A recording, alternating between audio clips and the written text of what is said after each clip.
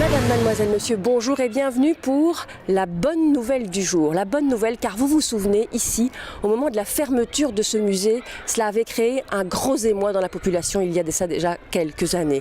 Gros émoi pour le personnel, pour les visiteurs, pour les amateurs d'art. Car ce musée, ce fleuron de notre patrimoine, n'a pas pu survivre à la crise financière, à la crise économique et a dû fermer ses portes il y a déjà de cela quelques années avec les conséquences concrètes que l'on sait. Pour nous en parler, cette personne qui connaissait bien le musée. Conséquences ?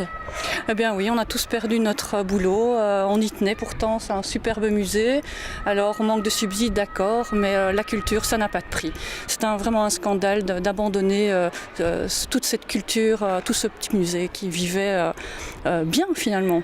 Alors vous le voyez derrière moi, ces murs délabrés, ces collections qui ont été éparpillées, qui sont aujourd'hui introuvables. Tout cela c'est dommage, plus de sous pour la crise c'est sûr, mais une bonne nouvelle, aujourd'hui, figurez-vous que le musée va rouvrir.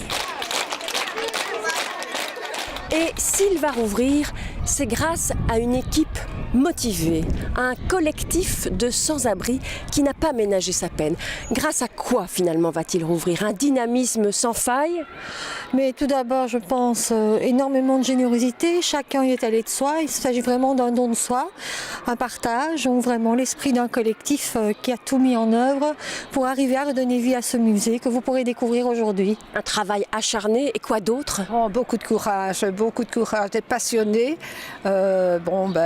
Disons qu'ils ne ménagent pas leurs efforts et on est tous solidaires derrière eux. Ici, vous attendez de rentrer dans un musée abandonné?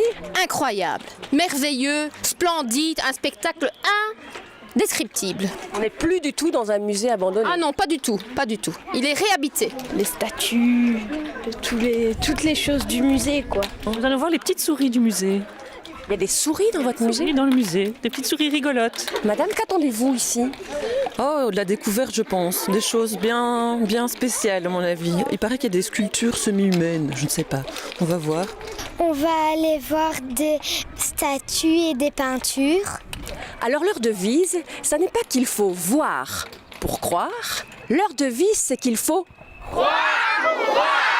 Vous l'avez constaté donc, de nombreux bénévoles de tous âges, de tous horizons se sont ici attelés à créer un nouveau musée, un musée d'un genre nouveau.